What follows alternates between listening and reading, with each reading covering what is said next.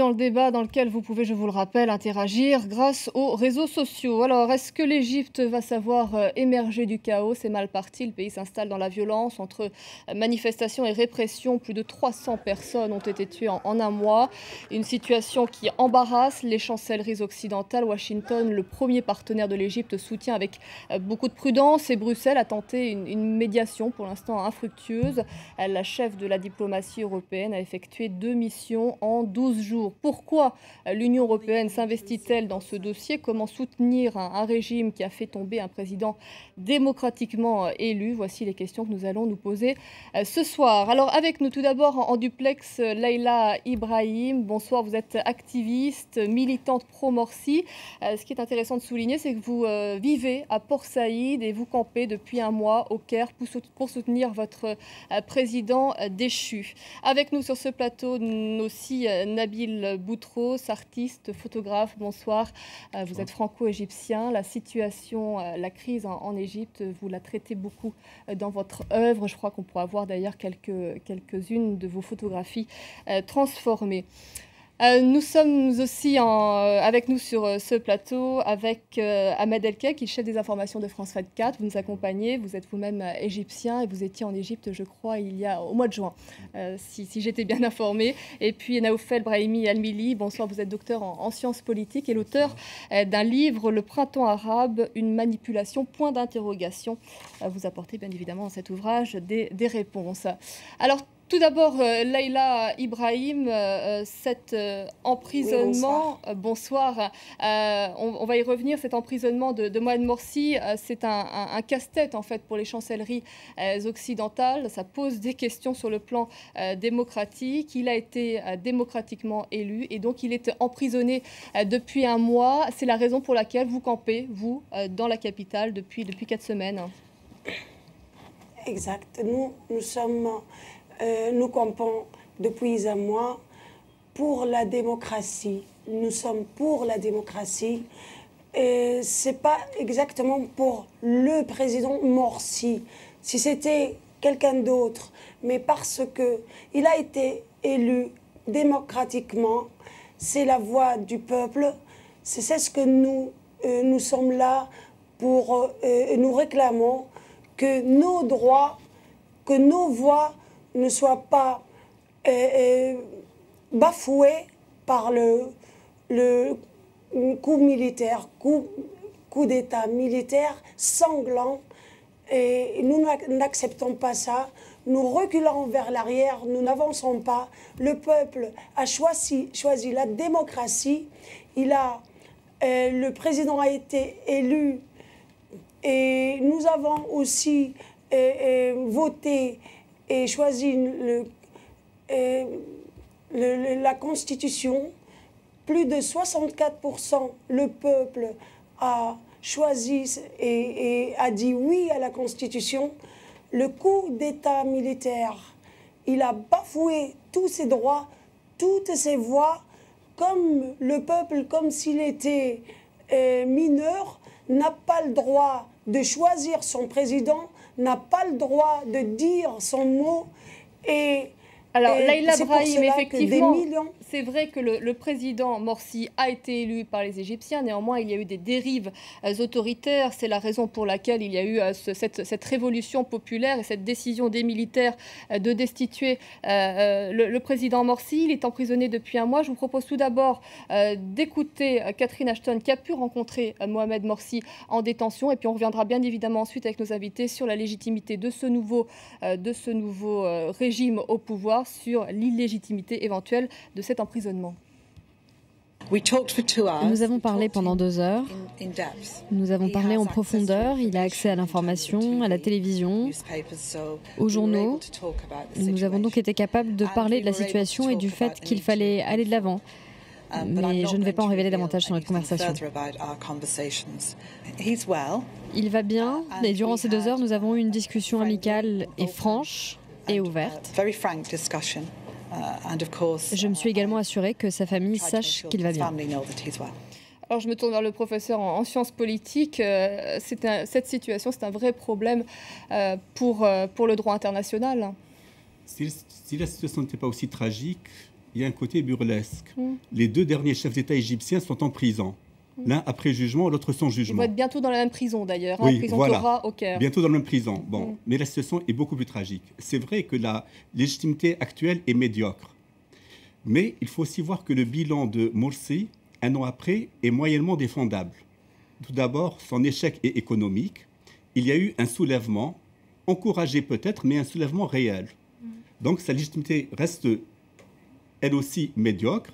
Et il y a eu un coup d'État. Et les éléments de l'impasse, c'est qu'on apprend, on découvre que l'armée ne sait pas gérer une foule sans faire de morts. Mais ça, on le savait. Je ne vois pas quelle est... Oui, mais ça ne rend pas légitime l'action de l'armée et la répression dans la violence. Non, elle n'est pas légitime. Un coup d'État n'est jamais légitime. Je veux dire, si on veut inventer la notion de coup d'État démocratique, pourquoi pas? Alors, quelle était la solution? Oui. Alors, juste quelques précisions quand même par rapport à ce qu'a dit Madame et professeur Almili. Des faits, tout simplement. D'abord, Morsi lui-même, quand il est arrivé au pouvoir et se vantait d'être devant les foules sans protection, a dit très clairement, et je crois que les images sont là, que si un jour la foule, le peuple égyptien pense qu'il n'est pas à la hauteur, il pourrait également le destituer de cette manière. Parce que, en raisonnant, et c'est ce qu'on a fait aussi bien à France 24 que dans d'autres médias, à partir de nos critères, de nos références démocratiques, c'est-à-dire des élections démocratique, une élection et un président élu, etc. On oublie un peu le contexte dans lequel s'est déroulée cette révolution égyptienne. Moubarak est parti parce que des millions d'Égyptiens sont descendus dans la rue.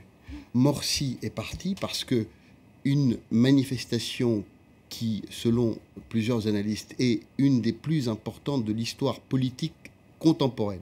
20 millions dans un premier temps, oui, puis 30 millions. Elle a été soutenue par les militaires. Sans les militaires, Morsi aurait jamais quitté le pouvoir. Non, mais attendez. Morsi lui-même, je donne juste des faits, je ne suis pas dans le jugement, etc. Je dis, Morsi a dit, s'il y a un soulèvement populaire dans un contexte de révolution, je m'en vais. Et il était peut-être prêt à s'en aller s'il ne faisait pas partie d'une confrérie qui faisait pression sur lui. Parce qu'il a constaté ces millions d'Égyptiens dans la rue qui refusaient, parce qu'ils avaient un mot aussi, au même titre qu'ils ont fait pour Moubarak, c'était dégage. Ils ne sont pas partis pour dire on n'est pas content, ils ont dit dégage, on ne veut pas de toi, comme ils l'ont fait pour Moubarak. L'intervention des militaires est à double tranchant, on le voit actuellement. Mais le qualificatif de coup d'État, on commence par la France, c'est déclaration de Laurent Fabius, il a dit on a opté pour la non-qualification de coup d'État parce que les militaires ne sont pas partie prenante au pouvoir, ils ne sont pas saisis du pouvoir. Ils ont proposé, suite au soulèvement... Ils sont quand même intégrés au pouvoir, ils sont en première ligne dans ce pouvoir. Depuis toujours. Monsieur Sisi dirige quand même beaucoup ce qui se passe aujourd'hui dans la vie politique égyptienne. Le déclencheur ce ne sont pas les militaires qui ont débarqué dans le palais présidentiel en disant « Morsi, va-t'en ». Ce sont bien les Égyptiens qui, au même titre qu'ils ont dit à Moubarak « dégage », ont dit à Morsi « dégage ». Ce sont les Égyptiens ou une Égypte uniquement urbaine? Je ne sais pas si vous avez vu les 30 millions dans les rues. Oui, bien sûr, mais c'est vrai qu'on a l'impression que c'est une révolution urbaine quand même. On a l'impression que cette révolution, elle ne touche pas beaucoup les campagnes. C'est quand vous avez un pays où il y a 90 millions d'habitants, dont 35% ont moins de 18 ans, et qu'il y a quand même 30 millions d'Égyptiens dans la rue, à vous de juger. Est-ce que ce processus démocratique vous semble légitime, M. Boutros? Je ne suis pas doué pour parler de légitimité, mais quand même une simple question. La démocratie, c'est quoi? C'est juste un bulletin, des urnes? Donc, en admettant que les 13 millions, est-ce que c'est seulement ça? Est-ce que 13 millions qui ont voté pour Morsi sont suffisants en face des éventuellement 20, 30, je ne sais pas, puisque c'est l'armée qui a décompté, qui s'est amusée à faire filmer ça par les hélicoptères, donc partie prenante? Admettons.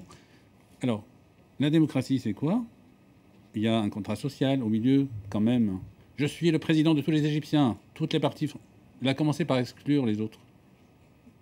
Les chaînes de télévision qui ont déversé de la haine, les 3 chaînes islamistes, qui ont déversé de la haine, mais de la haine, du fiel noir sur d'abord les chrétiens, ensuite les chiites, ensuite machin qui n'est pas croyant, l'autre est un impie, etc. Passer son temps pendant 1 an à exclure des gens. Pour finir, il a le pouvoir exécutif en tant que président. Le pouvoir législatif a été plus ou moins remis au Sénat, enfin la Chambre haute, à Shura, pour légiférer, étant donné que l'armée avait dissous le Parlement, pour des raisons légales. Le combat, effectivement, je termine, pour finir, en décembre, il a dit « Je suis au-dessus de la justice ». Comment vous appelez ça, vous? C'est de la légalité, ça? C'est de l'autoritarisme, effectivement. Vous entendez ces critiques, Leïla Ibrahim, ces raisons pour lesquelles, effectivement, une grande partie des Égyptiens a demandé le départ de votre président Morsi le 3 juillet dernier? Eh bien, je ne suis pas d'accord pour ce qui... Et j'ai entendu 30 millions contre Morsi, ça c'est la parole. Et les images que les militaires, soi-disant, disent que ce sont les anti-Morsi, ce sont des images des millions des gens qui sont pour Morsi. C'est-à-dire, si on va compter les millions qui sont dans toutes les villes de l'Égypte, sont pour Morsi, on va dire plus de 40 millions dans les rues sont pour Morsi. Et comment vous les avez comptés? Comment vous les avez comptés? Comment vous avez compté 40 millions? Heureusement. Mais si on dit parce que il y a le square Tahrir, là où sont descendus les gens qui sont anti-Morsi. Par contre, il y a des centaines de squares dans toutes les villes. Et la Rab'a, l'Adawiya, des millions et des millions. Il y a des qui sont pour Morsi. Ces gens-là, on va les oublier. Et quand vous dites les chaînes, les militaires, à peine après 5 minutes après le coup d'État militaire, ils ont fermé les chaînes islamiques qui déversent de la haine. Pas du tout, ça c'est votre parole. Par contre, la vérité, ce sont les chaînes privées. Il y a débat, effectivement. Évidemment, chaque camp défend sa vision d'une société. Je vous interromps, vous vouliez réagir, Ahmed Hakkeh? Oui, juste sur les faits. On a dit pourquoi beaucoup d'Égyptiens étaient sortis pour dire finalement l'exercice du pouvoir tel que l'a choisi Morsi, c'est-à-dire, vous l'avez constaté, on l'a invité ici sur France 24, Bassem Youssef, des journalistes qui ont été persécutés, des jeunes qui ont été emprisonnés, un parlement qui n'a jamais été constitué ni élu pendant la période de Morsi. Donc tous les outils démocratiques que nous connaissons... Il y a eu une rétention du pouvoir. Voilà, les Égyptiens ne pouvaient s'exprimer que par la rue. Il n'y a pas eu de parlement. Donc ça, c'était le deuxième point. La foule d'abord qui a dit non. Les institutions qui n'ont pas fonctionné pendant la période de Morsi. Et aujourd'hui, ce n'est pas un régime. C'est une phase de transition et c'est le vrai test. Je crois que les millions, même si les chiffres sont compliqués à établir de manière extrêmement précise, mais je crois que les images étaient quand même très parlantes. Il est difficile de manipuler ce type d'image. Il faudra organiser très très vite des élections pour voir justement si madame, on verra le poids réel des islamistes dans la société aujourd'hui, dans la sphère politique égyptienne, parce que ce qu'on oublie juste, c'est que le choix qui a été proposé aux Égyptiens au moment des dernières élections présidentielles, c'est un ancien apparatchik de Moubarak et Morsi. Donc les Égyptiens n'ont pas voté pour les frères musulmans, ils ont voté contre l'ancien régime. Donc aujourd'hui, je pense que ces millions dans la rue doivent s'exprimer au plus vite, et c'est le rôle peut-être de ce gouvernement de transition d'organiser au plus vite des élections pour voir 2014. Quelles sont en réalité les forces en présence en Égypte. Vous vouliez réagir? Oui, tout d'abord, Morsi a mal analysé son électorat. Elle a été élue, certes, mais pour des raisons différentes. Et ensuite, je reviens sur le terme l'impasse. Défendre Morsi, c'est difficile. Défendre l'armée, c'est trop prématuré. Morsi a toujours eu un double langage. J'ai dit ça, je n'ai rien dit parce que j'aurais démontré que c'est un homme politique presque normal. Mais au-delà, il a eu un double langage et il n'a rien fait. Et il a imposé son autoritarisme d'une manière... Bon. Maintenant, Morsi, le coup d'après, Morsi sortir de prison pour faire quoi? Pour revenir au pouvoir, c'est impossible.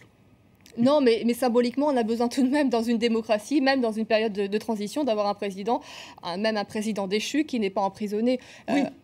On emprisonne les gens. Ce qu'il faut faire aujourd'hui dans la presse égyptienne, et vous avez suivi les sites internet, etc., il y a énormément de plaintes contre Mohamed Morsi. Des plaintes d'abord pour haute trahison, des plaintes pour une organisation politique tendancieuse avec le Hamas, puisque beaucoup d'Égyptiens, beaucoup de Palestiniens du Hamas ont reçu tout d'un coup des papiers d'identité égyptiens, on ne sait pas pourquoi.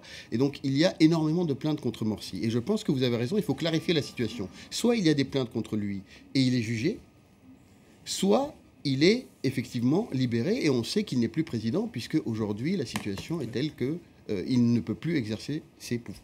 Je crois qu'on va terminer là cette première partie. On aura l'occasion dans la seconde partie du débat de revenir sur le rôle de l'Union européenne, ce que propose l'Union européenne. Pour l'instant, les tentatives de médiation sont infructueuses. Catherine Ashton a indiqué qu'elle était dans le pays pour l'instant uniquement pour accompagner, pour proposer, mais surtout pas pour imposer quoi que ce soit. En tous les cas, vous allez nous aider à comprendre pourquoi l'Union européenne est si engagée dans ce processus démocratique. Fin de cette première partie. Nous marquons une pause. On se retrouve dans un instant.